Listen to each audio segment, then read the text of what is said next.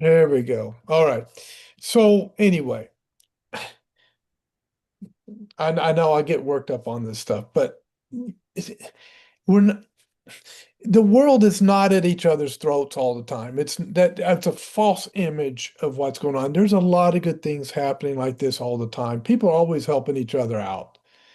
But that's never emphasized, it's never shown because it doesn't fit the narrative that they want. They don't want people to come together and actually love each other and care for each other and take care of each other and not be going, oh, well, you're this or you're that. Oh, well, I can't, work with you. No, it's you're my neighbor. Oh, okay. I'm here for you. What do you need? Yeah. And that's what he was doing. He's the Samaritan helping them out, right? Oh And yeah. in the Hmm. in the proverb, right? He's saying, "Oh wow, look, you're out here by yourself. These two old ladies, they've got a bad situation. I get the ability to help them. Let me go help them." Yeah. Absolutely. What a great gentleman. What a great thing he did. Yep. So Absolutely. Yeah. So kudos to this young man that was willing and able to do that. Anything else you want to go over, brother? Kennedy's always good, but there's some other stuff. Let me go down. I don't know what. Got Oh, some that Cambodian was monks. they were thanking Trump for solving the Cambodia-Thailand war. He ended that war, and they're very thankful for that. So go down. Which, by the way, this it just happened. Was it today that Trump met with Putin? Yes, and So I to I s- I, to I set it don't. up this way before we get your commentary, they were more, especially when it comes to the news and the media, they were more critical of how Trump looked, being that he did not take any questions after his podium speech, and the fact that he wasn't as lively usually that he is, or as direct as he is usually, and when it comes to, meetings like that. The fact that he held back, he got more criticized for that, quote unquote, making the United States look weak instead of looking that the man is pursuing peace between two nations.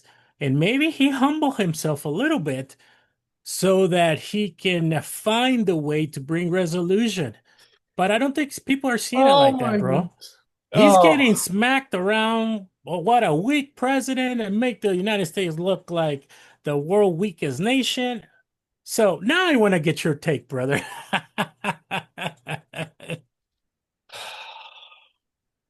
stay in your lane. You have no clue what he's doing behind the scenes. Yeah, You don't know if he had something he had to immediately be at right after that news conference, if his schedule was tight, if there was something that came up that was important that he had to go deal with. People are just so, I don't understand people like that anymore. I mean, yeah. what's wrong with them? You got to give people a little grace and a little latitude, but people don't want to do that anymore. Now, let's get a little bit of a take on what might have been happening. Uh, push this gentleman here. All right, let's do this, gentlemen. Here, and Hey, tomorrow Trump and Putin are meeting in Alaska for real peace that's talks. funny that I started with the whole Putin thing, and then that's the really, very next video, bro. I was waiting for that. I was like, oh, Wow, he, wow. Is that what you're trying to tell me when I Habib rudely has no interrupted you and clue say, what's wait a coming minute, bro? up. Wow. Folks, we don't plan these things. You see it firsthand here. This just happens as we are doing a podcast.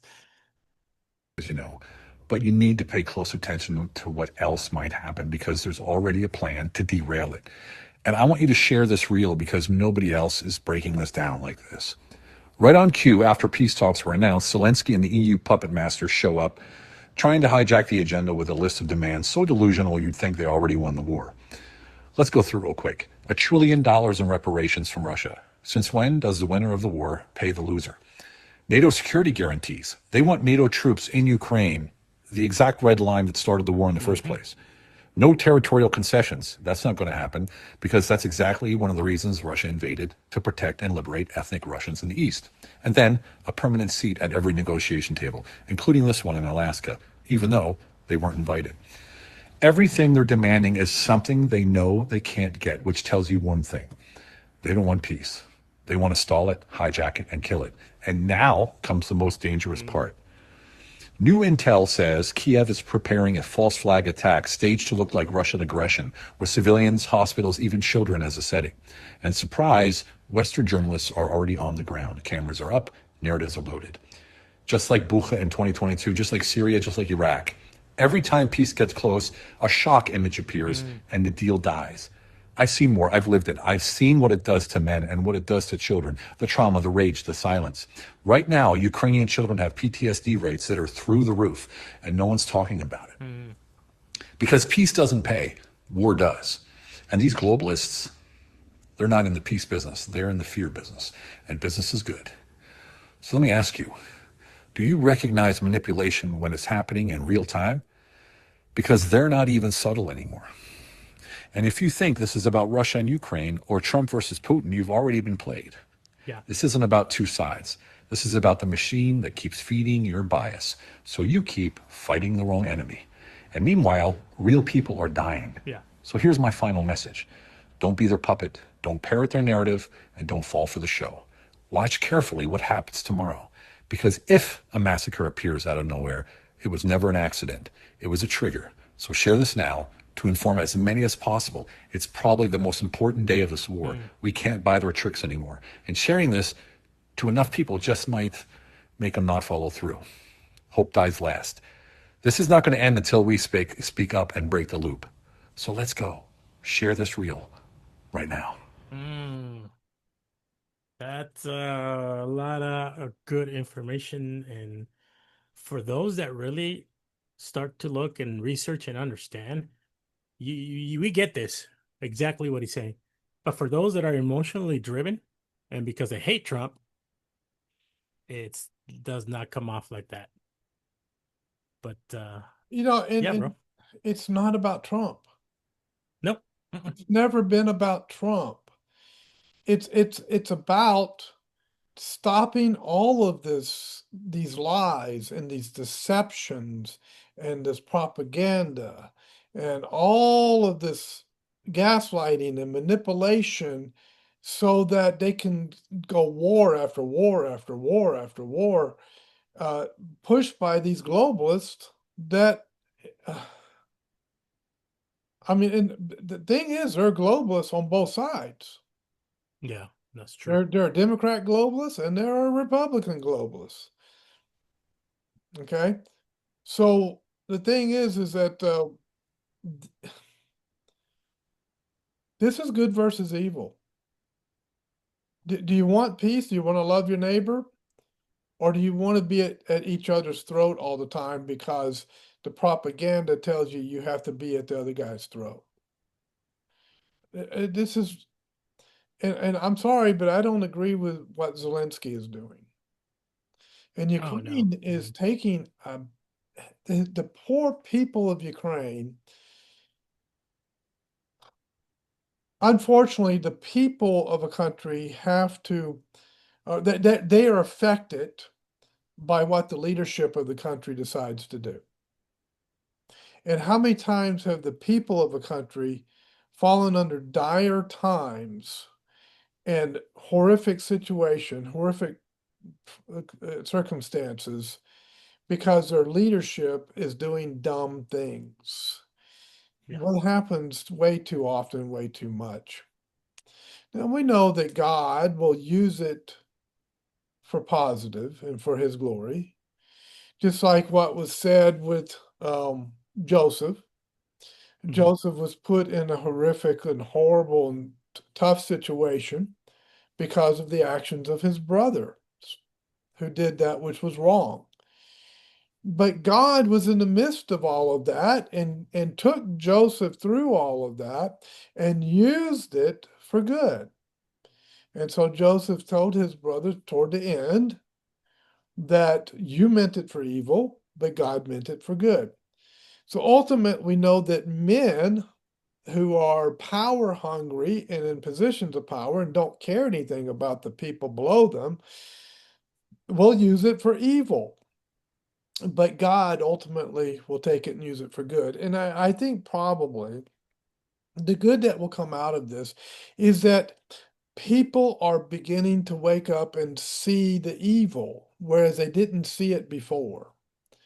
And I think as we continue to head down the road, those who did that which was wrong will be vilified and they will be shown to be what they actually are. And then people Mm, will reject them. Hitler was a big hero when he first came on the scene, but what is he today? mm, He's a cuss word almost. yeah. Yeah, Um, true. I mean, everybody uses Hitler because he's such an easy target, but the point is that that's going to happen again. And these Hmm. globalists, they were the saviors of the world. Remember, the worship of man, they're humanist, they're secular humanists, they worship man, they worship themselves as the elites. God will allow them to go to a certain distance with that so that they trip over their own, they trip over the trap that they set for others. It's the Yeah. Haman situation where Hmm. he made the gallows for Mordecai, and then he ended up hanging on the very gallows that he made for Mordecai because he Yep. tripped up on his own evil, and God reversed it on him, Yeah. and God is reversing on the evil, the men and women who are pushing evil today at an international level. They are being exposed and God is making them accountable. And if for those who don't think that government is accountable to God, you might want to think twice because we are seeing in real time how government is accountable to God. And we're seeing how the globalists are under the judgment of God because of the evil that they have committed. And they are falling with I think I'm sure they're in shock, Hmm. you know, but you cannot fight God and win. And they were Hmm. fighting God. Yeah. They were they were not loving their neighbor, they were not loving the Lord, and it's coming back to bite them now. Mm. Great point, my brother. So true. So true. Well, our time has come up. I'm gonna let you do the closing. Any final thoughts? If not, my brother, I think this is a good stopping point uh, to finish this podcast. God is building his kingdom. It's not finished yet. The brick and the Amen. mortar is still being laid for the new covenant temple of God. And it's the church. And so remember, folks, we're not done yet. We have to continue the work. We have to obey scripture. We have to continue to evangelize. We have to continue to give the gospel, and we have to continue to walk with the Lord in all humility. Uh, the kingdom, the temple is not finished yet, but it's being built. So we'll leave it Amen. there. Remember, keep your mind sharp and your heart pure, and we'll see you in the next podcast. And see you also, C Files. See files, Vortex Apologetic. God bless you. And guess what? We will definitely catch you on the flip side. All right.